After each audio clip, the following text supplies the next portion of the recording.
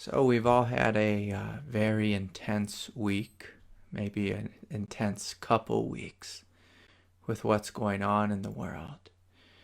And it's a very interesting time. It's a great time to be practicing, that's for sure.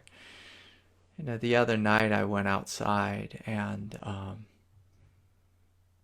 the world was just so amazingly silent. And that that made my heart smile. And I know many people losing their jobs and everything coming to a screeching halt, you know, uh, can be quite uncomfortable, painful, create a lot of suffering. But it is also beautiful just to notice how much more silence there is in the world. A tremendous amount of silence. And so this is a beautiful thing. It's an incredible gift that we can give to ourselves. About 3 or 4 years ago, a friend of mine was on retreat with Amma, the hugging saint from South India, and she made this prediction about 2020. And so my friend told me, and I heard it, that there was going to be great pain that would come in 2020. And so for the past 3-4 years now, I've been just kind of silently anticipating it, stocking up a little bit with supplies and that kind of thing, but not going overboard, because if you all can remember back in 2012 when every spiritual leader on the planet said the end of the world was coming, I didn't want to be another one of those people just sounding the alarm and, waiting for the zombies to pop out and eat us all up or something. But I used to have this vision, over the last couple of years, and my mind just said this phrase to me. The day when the world becomes silent, the day when the cars stop driving. And, in just a funny way, I've been just holding that that little vision or that little mantra on the back burner, because it just has been coming up into my mind. Amma said another prediction back in 2002 about she said, watch out for when 2005 comes. And a couple days before 2005 was the great tsunami that killed, whatever it was, 250,000 or 500,000 people. And so I I paid some attention. My ears perked up a little bit. But the other night when I was out walking, and I just noticed the world is so silent now. Main streets are silent. Roads are silent. And it is kind of lovely. It's very tragic as well, so I won't discount that, but it's kind of lovely to have the world slow down, for us to press the pause button on life. And so I encourage you to soak it up. I mean, this tragedy will come and it will go, it will pass. And many of us will be anxiously back to work again. Busy at life, probably trying to rebuild our bank accounts, among other things. And hopefully we'll come out of this thing alive. If not, you can smile at us from heaven. But, I encourage you to truly take the time to unhook from it all, to bask in the silence, to bask in the freedom. Now, I know many of you, when you watch the news, you can become quite anxious. It's a normal response when there's doctors coming on. The head doctor for the United States, whatever his name is, I can't remember. It starts with an F, but he's saying there could be, 100,000 deaths or whatever, which, is a wild prediction. Maybe it's true, maybe not, who knows? And so when we watch the news, it can be a terrifying experience. But if you simply shelter in place and stay home, or stay away from the workplace and just go outside into nature, you may find you're having this experience of silence, which is breathtaking. And so you don't have to be overwhelmed by fear. You can be overwhelmed by silence during this time. Now, last week at the end of Satsang, I put out a challenge to all of you to use this time to step more fully into your hearts. To step more fully into your hearts, to share your gift, to share your truth, to share your light with the world. Even while you're sheltering in place, this is possible. And I'm going to invite everyone to, at some point, maybe after the satsang, to check out something that a friend of mine put together. He took this challenge. In a sense, he was already taking it. But he created this website called dimensionofsilence.com. And his name is Suresh, and he lives in the Caribbean. And here's something he wrote, in one of his blogs. Love breaks invisible barriers. Love is that which is able to overcome any adversity. True love is selfless service. And one of the things that Suresh was highlighting is he wrote this beautiful article about those showing up right now. The doctors, the nurses, the ER staff, the hospital technicians and administrators who are offering selfless service. Now, in the past, it was very common for us to thank a service member, and by that, it was typically meant as someone who went off to war, who defended our country, or who fought against terrorists, or this or that. But one of the things that Suresh was pointing out was, here are people who are selflessly serving. Doctors, nurses, support staff, healers, therapists, light workers. They're doing selfless service in the world. Now's the time to thank them, to stop, to honor the great light that they're bringing to the planet. And boy, I was just truly touched by what he had written, and that he was taking this time of going inward and sharing his light with the world. Suresh had lost his business over the last year, just sort of shifting economy, and now with this coronavirus outbreak, no one's coming to his island, I think it's Aruba, to vacation. But here again he writes, love breaks invisible barriers. How beautiful is that? Love is that which is able to overcome any adversity. True love is selfless service. And boy, did that just touch my heart. And there's been other folks, within the Sangha who've been sharing their heart, sharing their light with the world.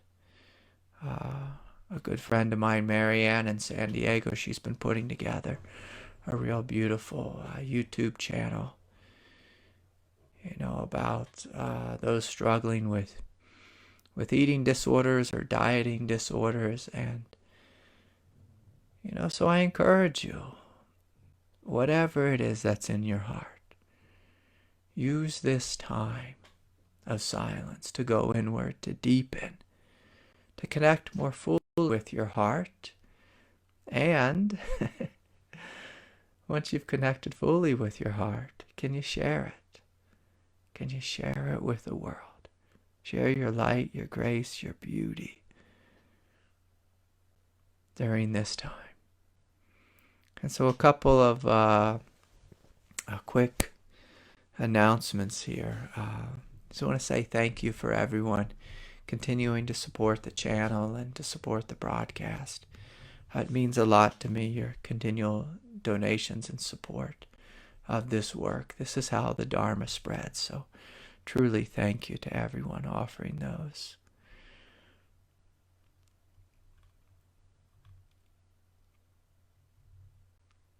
And the other thing I want you to know is that my heart is with you. I've been praying for everyone in the Sangha and praying for the world in general.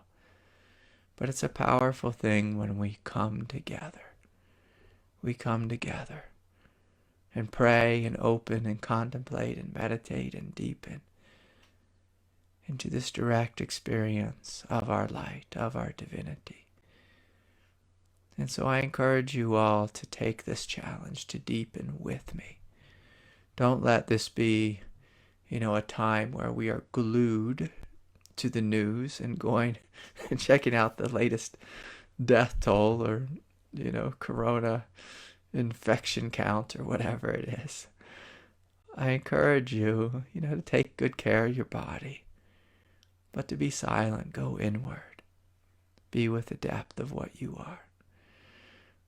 Wesley reminded that Amma, who I've seen literally every year for the past, 20 some years, who made this prediction about 2020, or this warning.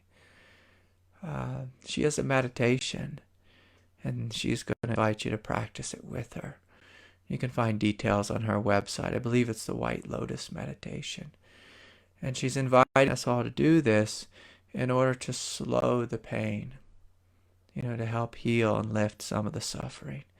It won't stop, of course, the coronavirus, but it can help you get in contact with a greater light, a greater love. Like Suresh writes, love is that which is able to overcome any adversity. True love is selfless service. And when we join in meditation, we're bringing light to the world. Light to the world, light to ourselves, light to our immune system, light to our body. And so we want more light in this time of darkness. More light in this time of darkness. And so why don't we do this before I jump into the questions? And a quick reminder, please do not email me during the broadcast. If you have a question, leave it in the chat. In the comments of the chat, or if you're on the Zoom, raise your hand and, I'll be happy to speak with you. Okay, so let's do this. Speaking of meditation, let's just spend a couple minutes just closing our eyes, going inward, and feeling into your heart.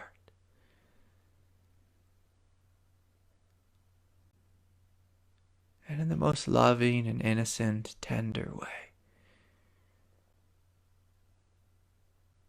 I'm going to invite you to compassionately acknowledge what you feel, what you experience in the space of your heart. So let us all take a deep, full belly breath. Breathing, feeling, and opening. And just noticing what is in your heart. Do you feel anxiety about the current state of affairs? Is there anxiety about your bank account? Are you worried about becoming ill or worried about family members? And if there's any anxiety at all, any fear, panic, or if you are physically sick, I encourage you just to breathe a sense of love into your heart, holding your body, holding the anxiety, meeting yourself in this space of silent, radiant openness. And just inviting a loosening, a softening of any anxiety or fear. Sometimes we do a good job of burying this fear, the anxiety within us, ignoring it, distracting ourselves. But in this moment, let us not do that. If there's anything within us, sadness or anger or fear. I know some individuals who just started a business. They're trying to open a restaurant or a practice, and then, all of a sudden, the world shuts down. They're stuck paying rent for a little practice room to share their counseling practice, or rented a place for a restaurant, or whatever it is. And all of us have our plans placed on hold. And so can we just breathe into any pain or fear and just acknowledge this too shall pass. This too shall pass. This crisis shall pass. But what's needed immediately is for you to come into direct contact with your heart.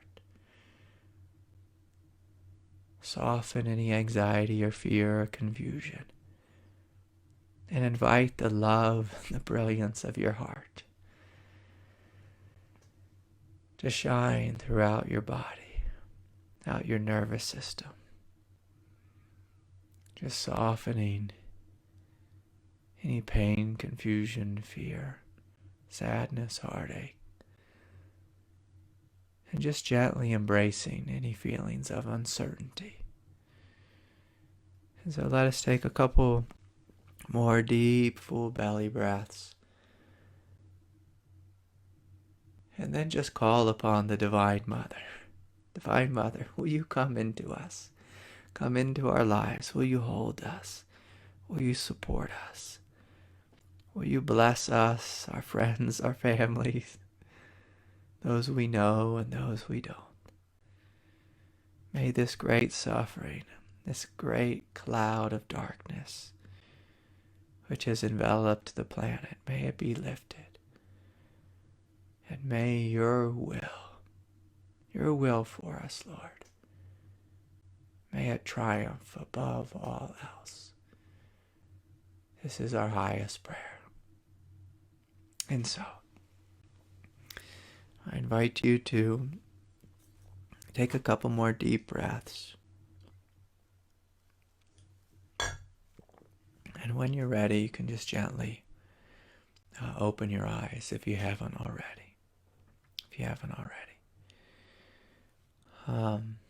So now I'm going to get to some of the questions here. And again, if you have one, please bring it forward. So here's one from my good friend Adrian in New York City. He writes, "Hi Craig, I'm living within the most infected place in the country. I'm having symptoms of this virus and I'm struggling to breathe. I've lost my job and things have changed in such a big way. I'm not experiencing fear like a lot of those around me. In fact, I'm doing well as I've ever been doing, and finding it strange that the world had to go to lockdown for me to feel really connected. I'm trying to extend myself to be of service. Any advice on how I can be more connected and how to spend my time in isolation? So good to hear and see you." Adrian, as soon as you told me, or reminded me you were in New York City, and that you're having symptoms of the virus, I started to feel some sadness moving through my body. It's beautiful to hear that you're feeling so deeply connected. My heart feels deeply connected to yours, And what I'm going to invite for you, Adrian, is for you to allow all of us within the Sangha to pray for you. And so our job is to pray and to send you love. And your job, Adrian, is to receive. To receive.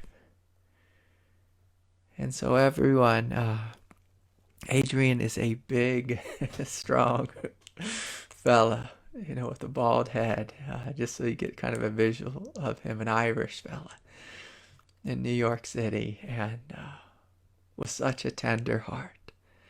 And so from our hearts to yours, Adrian, we're sending you love, we're sending you light, we're sending you healing energy. May you be filled with the highest. May you be blessed with health and happiness and joy.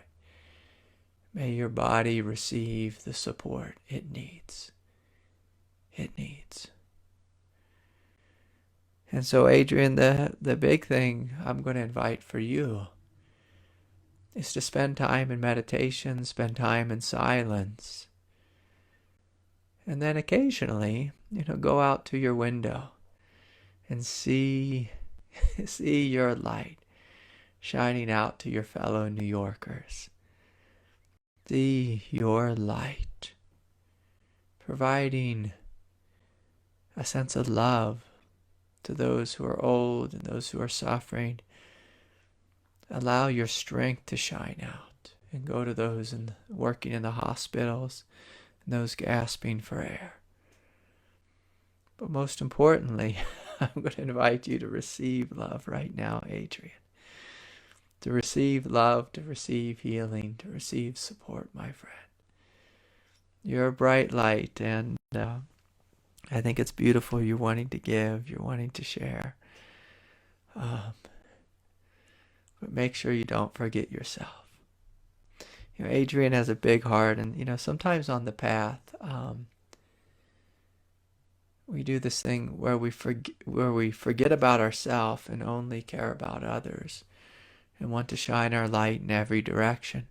But make sure you're shining it inward first, that you're receiving the love of your own heart.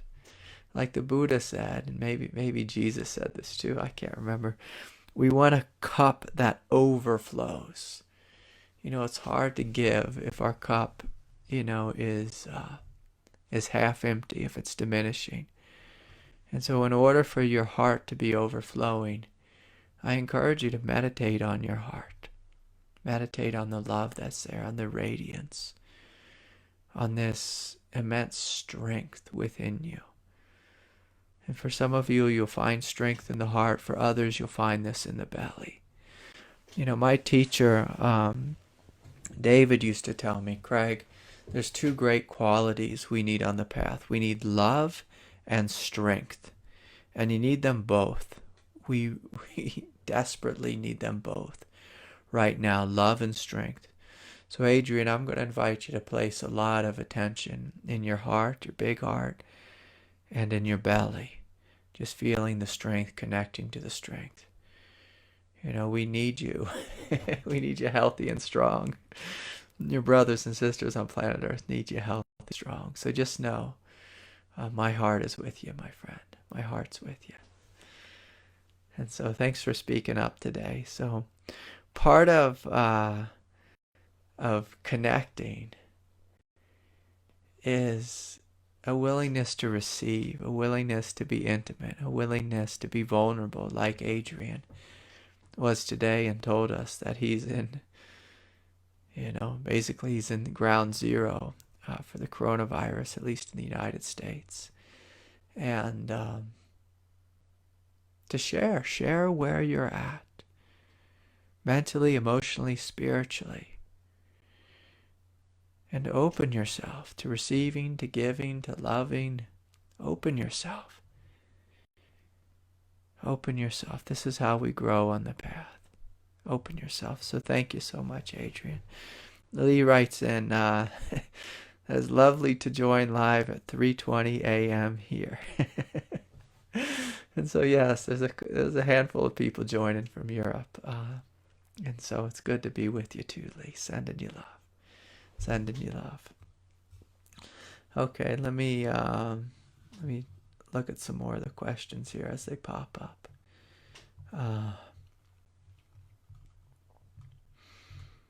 Let's see here.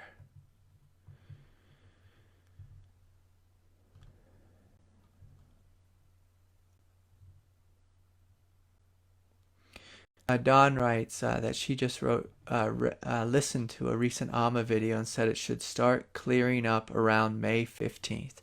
And so I hope so, because that'll put us, about another 6 weeks from now. And so that'd be wonderful if it starts clearing up, maybe even sooner in different parts of the country or the different parts of the world.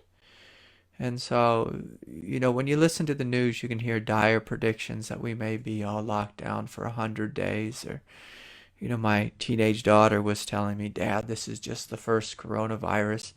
There's going to be one that comes every winter. And I said, oh no, I don't want to tune into that vibration. Let us tune in to the vibration of love, the vibration of silence, the vibration of love and silence. And let us get in contact with our strength and not overwhelm ourselves with news or, losing our minds. It's our job as spiritual people to stay strong, clear, steady, during this crisis. Okay. Someone else writes, Terry writes, there's a communal feeling. We're all in it together. It's so true. We are all in it together.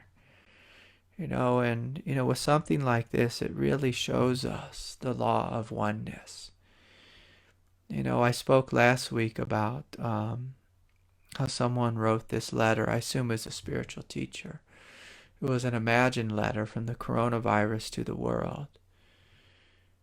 Basically saying, hey, you've been choking me with all the pollution. Speaking on behalf of the earth, that you humans have been choking me, the earth, with all of your pollution. And now, in a sense, I'm going to mirror that back to you, with this sickness. And see, this is what happens in evolutionary worlds. When populations get out of control, when one species takes over and does great harm to the environment, becomes overpopulated, nature revolts. And in a sense, that's what the coronavirus is nature revolting. And it's giving us an opportunity to really slow down, to stop, to ask what's important, and to look from a place of oneness at our brothers and sisters, at the planet, at the trees, and say, how am I living? How am I responding to life? Am I just racing here and there, creating all kinds of pollution, flying all over the world? Or am I honoring the rules of nature? Honoring. The thing about nature is she's a tough teacher. She's a tough teacher. And she's brought us something quite difficult. Humanity's had a number of these in the past and will survive. But there will be a toll. And we're all being invited to slow down, to be more communally based. Not to waste so much time and effort on ridiculous things. I can tell you there's been a number of times when I've looked at these big sports stadiums and, 50,000 people come to, watch, a handful of guys play baseball or football or whatever it is. And it's crazy, the excess, if you see the trash and, all the waste that goes into such a thing. Of course, it's beautiful to see a sports game, but we humans can be so destructive, so utterly destructive. And this time, it's giving us an opportunity to stop and to look at everything. To look at air travel. To look at, sporting games and events. concerts and festivals and cruise ships. Last year I also heard it was something crazy, like every month in the U.S. we waste enough food, that could fill up, one of those giant sports coliseums, with just food. We throw it all out. But see, right now, planet Earth, no one's throwing out food. No one's wasting. And life is talking to us. Life is asking us to work together, to slow down, to stop. And we're forced. We're forced to listen here. We're forced to listen, that's for sure. Okay, let's see what else is here. Lynn writes, Craig, before the pandemic, I dreamt of hot spots in the U.S., however, but I didn't know what I was receiving. Can you explain how to open and to understand? I'm feeling pain in my areas of the body, which I feel is energy trying to push through. I'm resting in it, but is there anything more to do? Yeah, and so that's a great question, Lynn. So, if there's any place in your body where you feel intense or immense energy or energy that's stuck, of course, the first thing we do is just to stop and begin to open there. And so say, for example, if I felt pain in my heart, the first thing I would do is I would stop and bring my full attention into my heart. And I might just ask some very basic questions, some like tactile and sensory questions to help me to connect with the feeling. Some basic questions like, is it hot or cold in my heart? Is it warm? Does it feel tight or tense? Does it feel open and relaxed? Is the energy spinning like a whirlwind? Or is it all, bound up and pressurized? And does my heart feel shut down or open and relaxed? Again, what's the texture I feel there? And so again, we ask these questions just to get in contact with the feeling. And then what I like to ask is just to sit with the feeling, to meditate with it, and begin to feel a sense of spaciousness around the feeling. This helps the whole body to loosen up and to receive what's within us. If there's a contraction in the heart and you open the space around it, oftentimes the contraction will begin to open, it will begin to release and move. And then another thing I ask is, does it want to speak to me? Does it want to communicate? Does it want to share an old belief, a memory, a pain, a confusion? Sometimes it wants to share a great truth. And out of this prajna can arise, which is heart wisdom. And so I encourage you, Lynn, to listen to it, to feel into it, to open to it. Imagine that it was like a little child speaking to you, or an angel, or the voice of God. And so that's a great question, Lynn. Let's see what else is here. Another one from Terry. Hello and thank you. And she writes, I was pretty cool as a cucumber until my mom had a mini stroke today. My delusion of being able to control reality and stop her from dying came into reality. My challenge to accept and allow and let go is here. I just want her to die well. And I also have selfishness, not willing to release. Any pep talk advice is welcome. I feel so much sorrow, yet she is still okay. She will be fine if she dies. Yeah. So anytime a friend of mine or a family member is feeling sick or suffering, oftentimes I envision them within my consciousness, almost like they're laying in bed, but that they're laying in a bed of light. And I lift them up before God, and I give them over to the Divine Mother. Say, Divine Mother, will you take care of them? Will you hold them? Will you fill them with light and love? And so here, will you bless, will you bless Terry's mother, your divine mother of the universe? Will you bless Adrian, who's in the epicenter here? Will you bless Denny, who's a nurse who works in hospitals? Will you bless all of them with light and love and health and joy? Will you bless all those in the medical field? Will you bless Myrna's husband, who's a doctor? Will you bless my friend Dr. Rick? Will you bless my friend Chad, who's a doctor? Will you bless all the nurses, everyone I'm forgetting? And so I just envision them, and I lift them up before God as an act of surrender.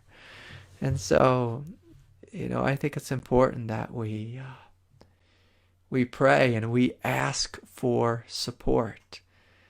We ask for support. I can't tell you how many times I've been deeply ill in bed, and I just call upon the grace to come down into me. And I'll still have that fever and still feel, the sickness in the body, but I will feel held in a bed of light. And so let us invite this grace to pour into the planet, into all of us, and to flood us with light. Flood us with light. And if there's someone in particular, lift them up to God. Lift them up. Okay. Let's see here. Who else is writing in? This one's from Lisa. She writes, I just feel uncertainty about all worldly things and a call to be silent and present. Though some days faith feels weak despite the fact that the spiritual dimension is the one loving truth in all of this uncertainty. Blessings. Yeah, Lisa. This is true. It's common on the path for our faith to be tested and challenged.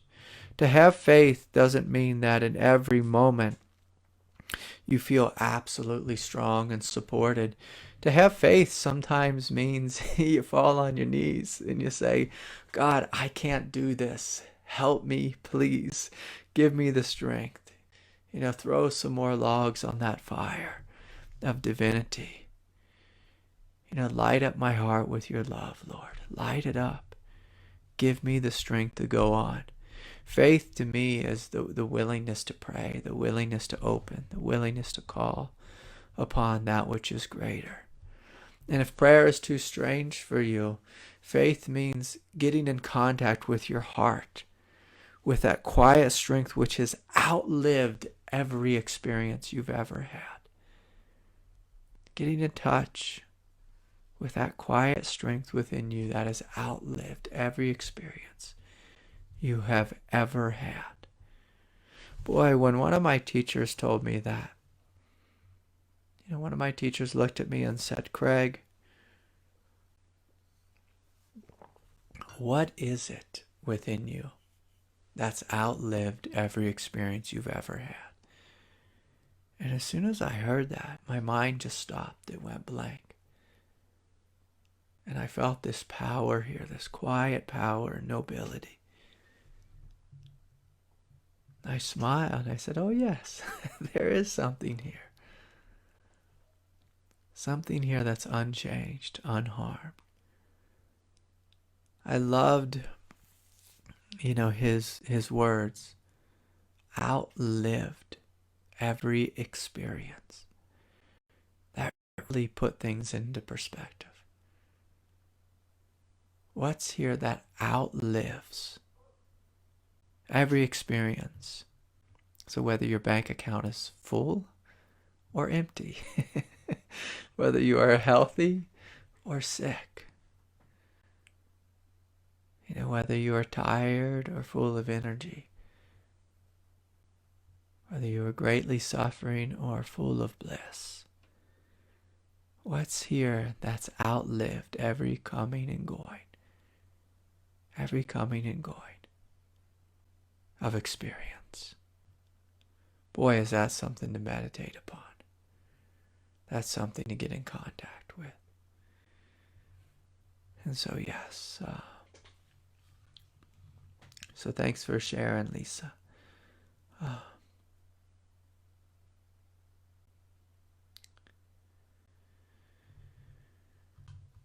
Okay.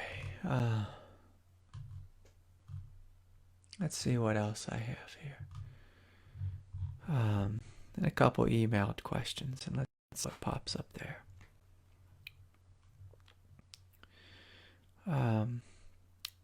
Hi, Craig. What is the most effective method to cultivate compassion for all? Boy, that's a great question. What is the most effective method to cultivate compassion for all?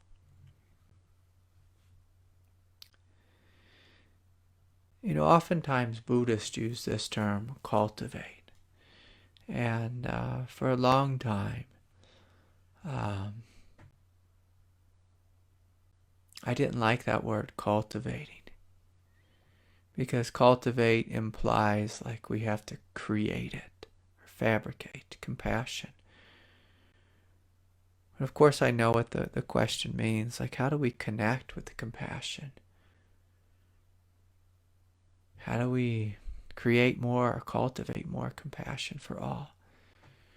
One of the quickest and simplest ways, may sound funny, it may even sound selfish, but the quickest way to cultivate compassion for all is to fall in love with your own divinity. To fall in love with the goodness of your heart. To fall in love with your Buddha nature. So can you fall in love with your Buddha nature? What's in between you and your highest divinity? What is it that veils your heart? What's stopping you right here, right now from realizing that you are a Buddha? That you are Christ in the form of you. Buddha in the form of you. If you want to cultivate compassion for all, you must get in contact with your heart. You must fall in love with yourself. You must fall in love not simply with your divinity, but with all your pain, your confusion, your samsaric wounds.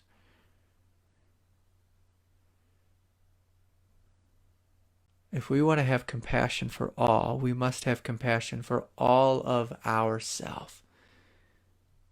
The ugly aspects of ourself are the most important ones to fall in love with. Just as important as falling in love with your soul. You must know that anything ugly within you is worthy of love. So all the places where you shut down, where you ignore, where you resist, the addictive tendencies, the desirous tendencies, the unfaithful tendencies, the angry, violent tendencies. Can you be compassionate toward this?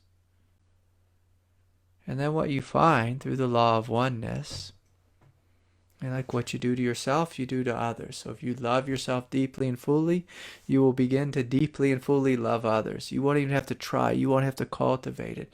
It will be a natural response. A natural outflowing. The more you love yourself, the more you love the world. And of course, by love yourself, I mean your spiritual self and your humanity. I don't mean looking in the mirror and getting your hair just right, combing it this way or that way, whatever thing we do in the mirror.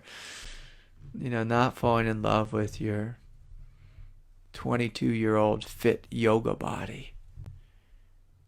I'm inviting you to fall in love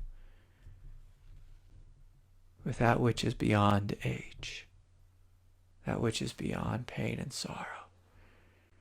And that which is in pain and sorrow, to fall in love with both. Not your ego, your egoic tendencies and desires, selfishness. But can you love that which is selfish and melt it? And then it's easy to love everyone and everything. Okay, that's a beautiful question, my friend. Okay, here's another question. This is from Ree in the UK. Ree writes, the initial feeling of resistance is there. When I meditate, I can go into the feeling, and then the actual hidden emotion comes through, and the story is linked to the emotion. So when I'm focusing, when I'm letting go, do I focus my attention on the emotion or the story? This is a common question I get. So people want to know, when I'm letting go, do I focus on the story or on the emotion? And, I'll say this. As mammals, the only thing we have to do is to, if we're purely a mammal, the only thing you have to do is feel your emotion. Let it shake, tremble, cry, and it will empty out of your body. But as a human being, who's a little bit more of a complicated animal, sometimes it can be helpful to validate our story, to validate it. Sometimes it can be helpful to see through the story.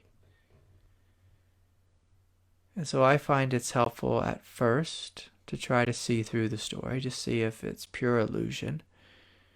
And sometimes with that, your body will start shaking and trembling and the emotion will empty right out of you. But other times if we try to do that, just see through an emotion, like if you're really angry, then you look at the anger with the light of awareness, you may find that the anger does not immediately release. And if you try to see through it or cut through it with wisdom or clarity, and you're not able to do that, oftentimes what that emotion needs is to be validated first. So if you're really angry and your story is going on about how what the other person did was wrong, you can spend, a whole year that story in your mind. But if you just look at that emotion and look at the character of yourself and say, yeah, it's true, I'm suffering, I'm really angry, this really hurts. And so this is what I call putting the period at the end of the sentence, just acknowledging, I'm angry, it hurts, period. I'm angry, period. It's just basically validating the emotion. Not going into the story, but validating the feeling that's there that accompanies the story.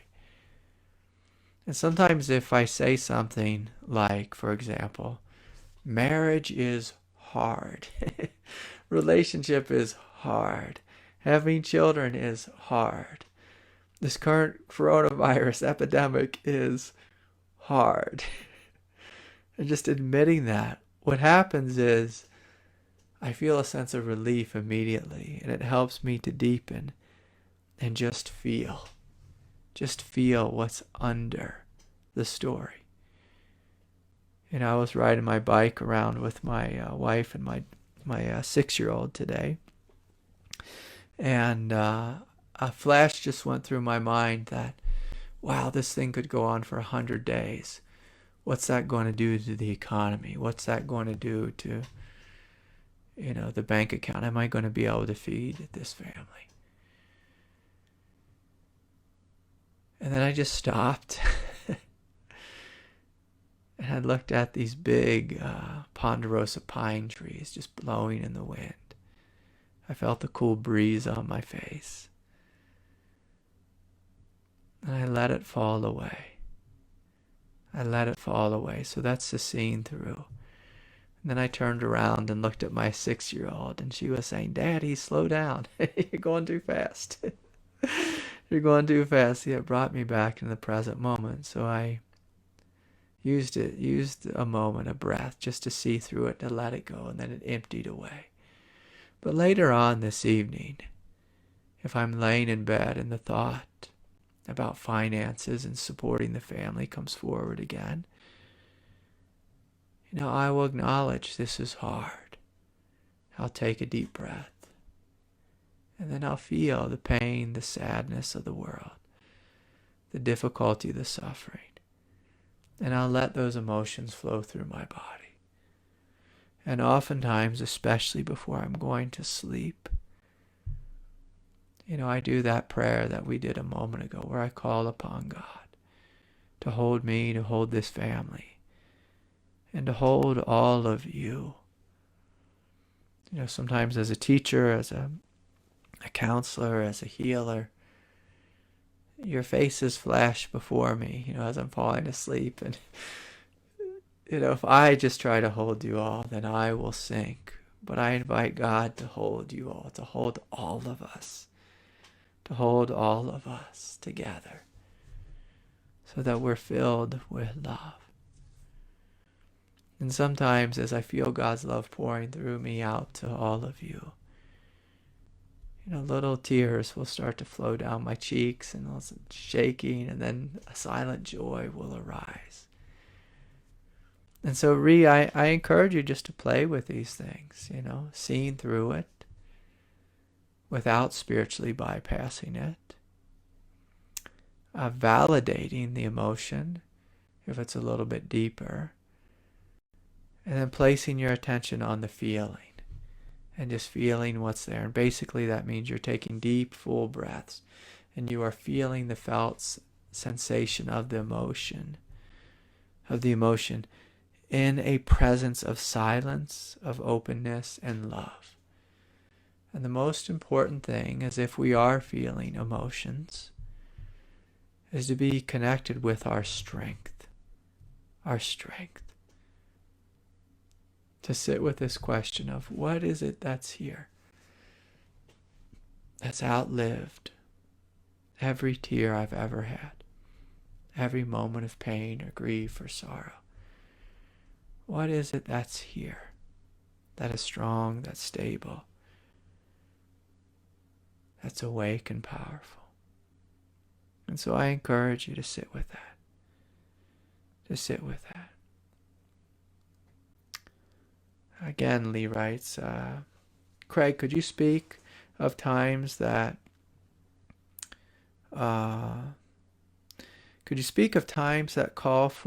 may call for fierceness, boundaries, may call for fierceness or boundaries?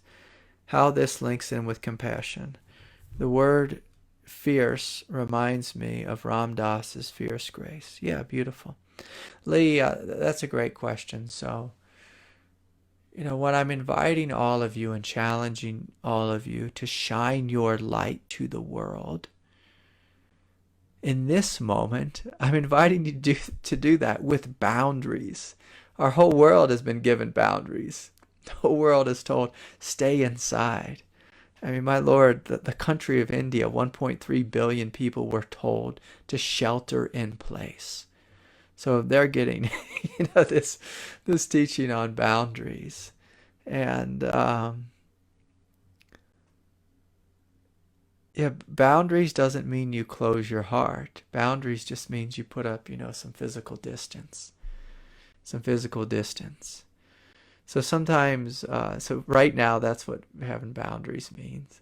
But say if there's someone abusive in your life, like I had someone very abusive in my life for many years, and I send them love, my heart is open to them.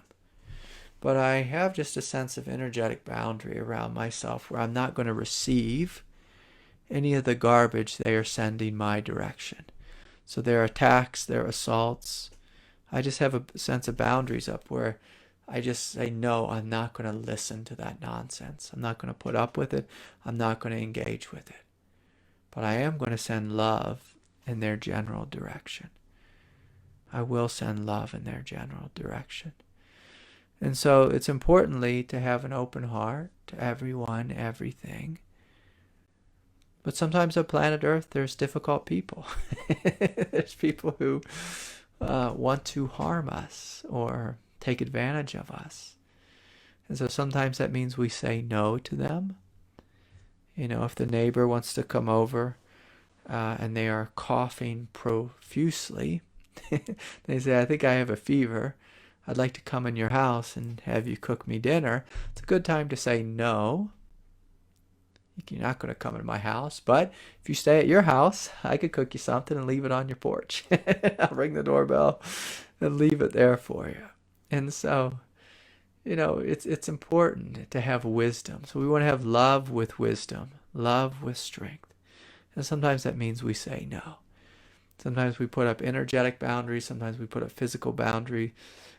Sometimes we send, an email saying, hey, here's the rules. I'm not going to do business with you, but I still love you. Sometimes we need to put a boundary on ourselves, saying, I'm going to stop calling my ex-boyfriend, girlfriend. I want to stop engaging with them. And that can be a compassionate thing with ourselves. If we have an addictive tendency, it's very healing to put some boundaries around our addictive behavior and to say no to that. To say no to that. It's incredibly loving thing to do with ourselves. Is to create boundaries for ourselves. I'm going to encourage everyone here to put some boundaries around watching the news. The basic orders are stay home, wash your hands a lot, avoid crowds, and come back to the basics. Don't be mixing with the general public. That's our basic orders. That's the basic boundaries there. But can we do this in a loving way? Can we not shelter in place and get on, fear.com, doomsday news radio, which is every news source right now is doomsday news radio. So